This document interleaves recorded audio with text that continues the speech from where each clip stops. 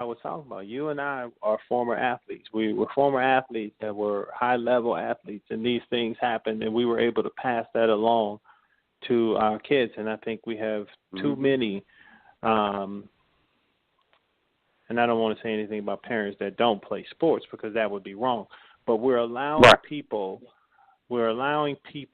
that don't have our kids' best interests at heart to teach our kids.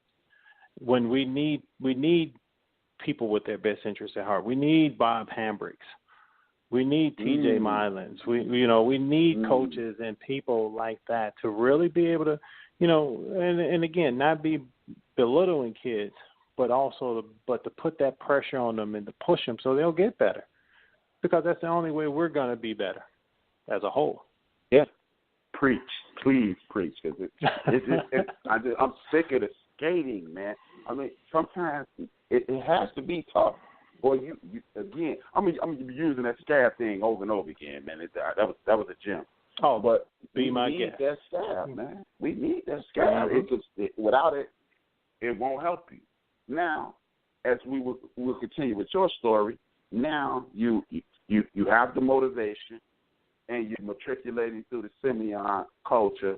Talk to me about, now you're a junior, you're a senior, because your name started being known around your junior year. I remember this.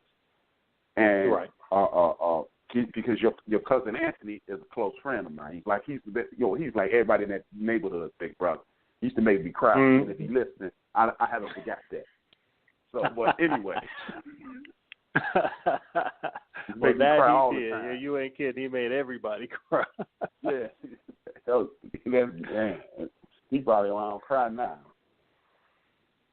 But, yeah. So, you and Anthony Thomas, don't worry about that. But, talk to me about that. No, I mean, and you're right. It was, as I was coming up, you really start to look at things and you start to learn what's necessary, what's not necessary as you're going through the teachings from Irvin Small. Now you become that guy, that's really looked up by, not just your teammates, but by your peers in school. And this was one of the great things that, I was able to take from them is, stay humble. Stay humble, but stay on your grind and stay focused on what's important. My grandmother didn't go to school past 5th grade. My mother barely graduated from high school, and I think she ended up getting her associate's, but never had her, earned her college degree, a bachelor's degree. So that was always the first thing that was on my mind. Let me make sure, and I'm not going to sit here and lie to your audience and say I was the best student, but I didn't allow myself to be the worst student either. Exactly. I because I played basketball, I did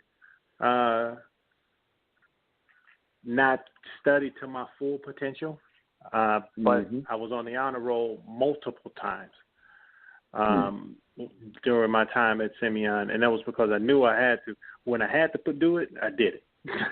If I felt I could slack off, I kind of did that. And, and that's just me not being mature enough to understand those, that part of it.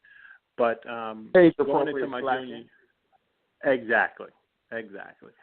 But going into my junior year is when, like you said, there was a little bit of buzz my sophomore year because we won the city championship that year. So there was a little buzz going into it. Then going into my junior year is when I was one of the people they felt would be in the running for Mr. Basketball. Of course, I didn't win my junior year, but I was right there. Marcus Liberty won, and deservedly so.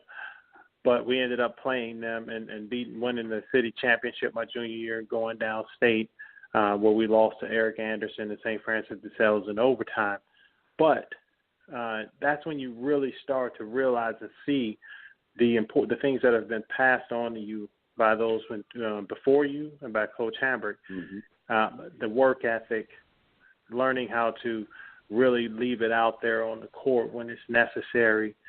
I ain't going to say when it's necessary. Leave it out there on the court when you're out there, being able to support your guys when you're not out there and you're sitting on the bench. Being that not just the best player, but you got to be the best teammate as well.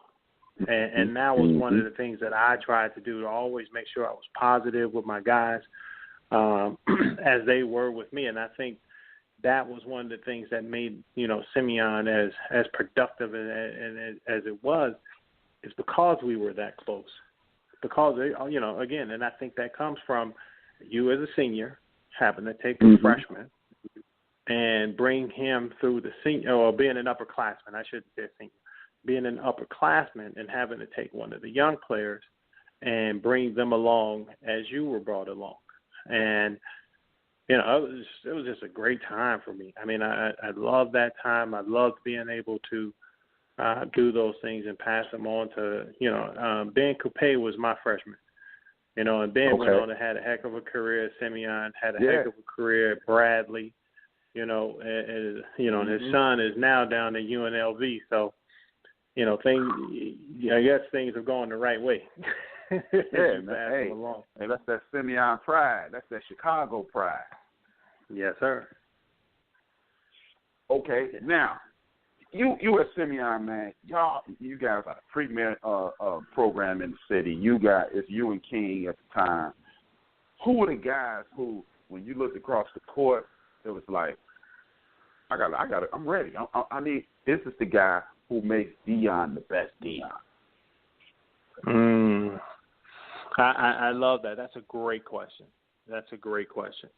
And to be honest, it's the dudes in the other uniform. Again, I told you, I hated losing. Hated losing. It didn't matter whether we were in practice. It didn't matter whether we were playing spades or tonk. Yeah. It didn't matter. I hated losing.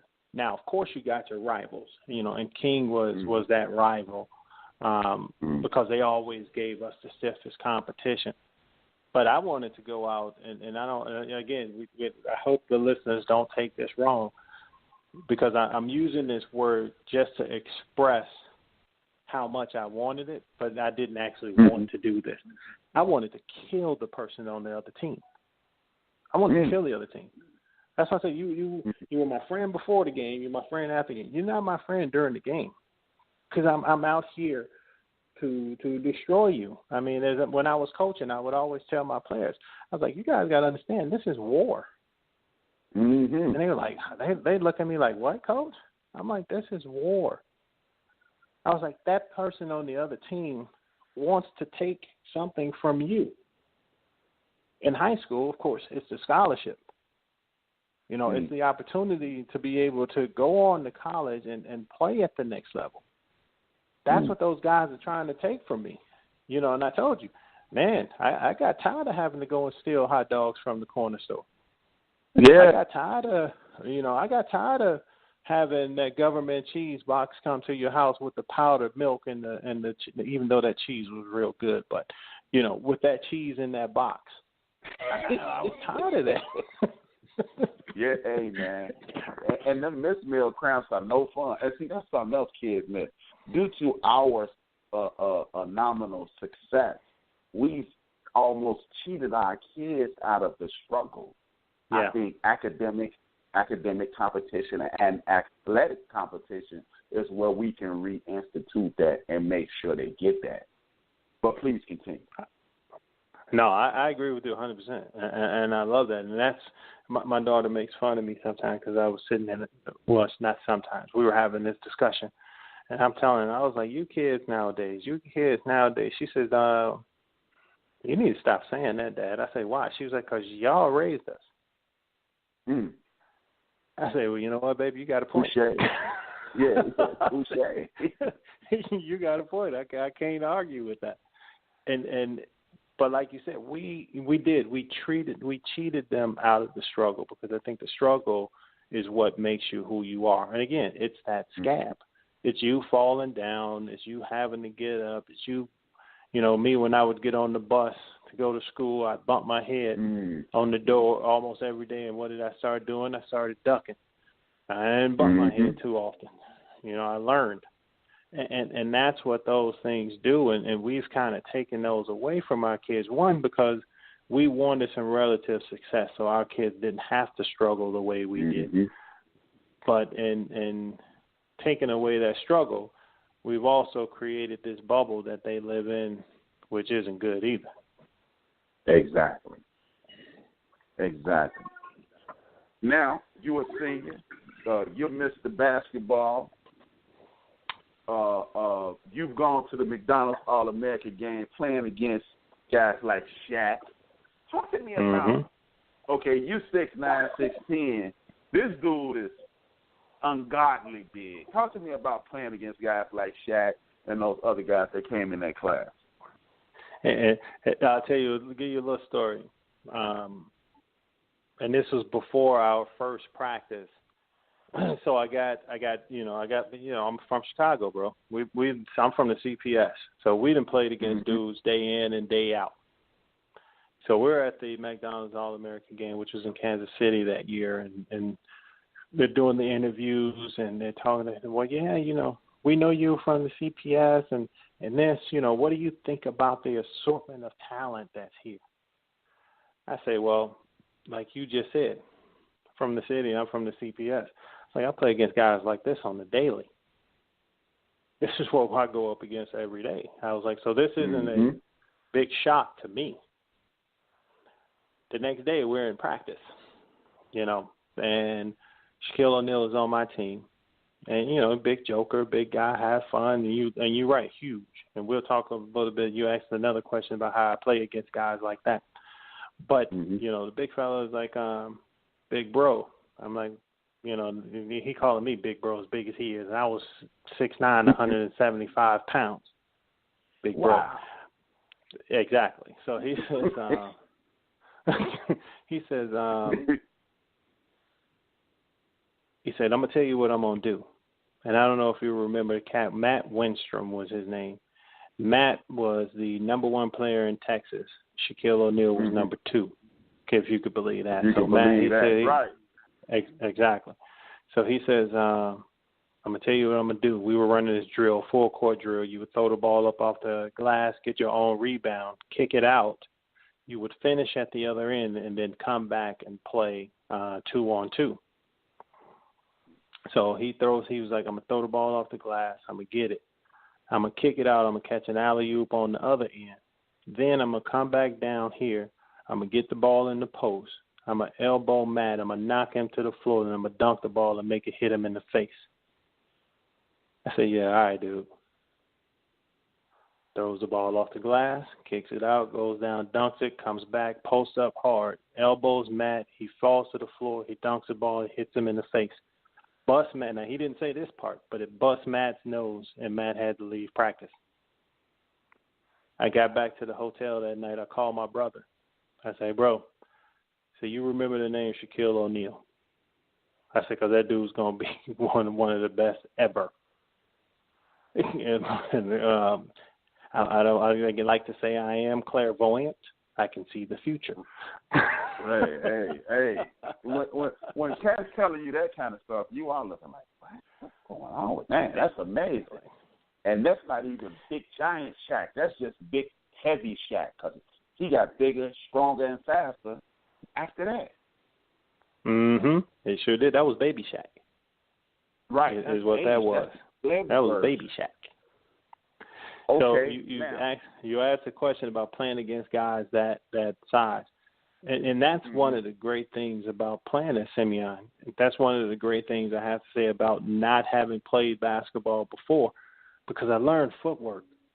So my footwork was not trying to toot my own horn, but was superior to most guys because I knew how to use my feet to get position, whereas I didn't get my shot blocked often. And most times I was able to, get it and get fouled and score. And that all comes from learning the basics, which we so need to get back to, man. These kids need to learn from the feet up. How can we fix that, though? Or is it possible? Well, it is. It is. Instead of sticking balls in the hands of our 7-year-olds and putting them on AAU programs, you keep them kids training and working, you know, and learning the basics of the basketball game, how to dribble, how to shoot, how to, you know,